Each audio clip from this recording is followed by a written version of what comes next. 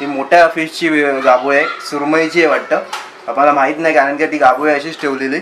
तर तुम्हाला ही फिश मार्केटमध्ये गाभोळी भेटेल, कुठल्या पण फिश मार्केटमध्ये जा आणि ही गाभोळी घेऊन या. गाभोळीला मीठ लावून ठेवलेलं आहे आणि त्याला कोकम, हा बेसन आणि मसाला लाल तिखट मसाला तो लावून ठेवायचा आहे. ते सगळं लावून घ्यायचं आहे त्याला.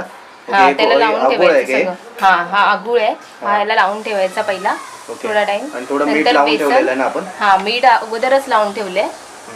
नंतर मीठ अगोदरच लावून ठेवा तुम्ही पण. आणि आता काय करायचं आपल्याला? आता आगुळ लावायचं. ओके, तर अशा प्रकारे आगुळ लावून घ्या, मग त्याला वेगळी टेस्ट येते आणि एक थोडा आंबटपणा पण येतो ना. ओके, दोन्ही साईडनी चांगल्या प्रकारे आगुळ लावून घ्या. ही कोकणी डिश आहे, तर नक्की या डिशला लाईक करा.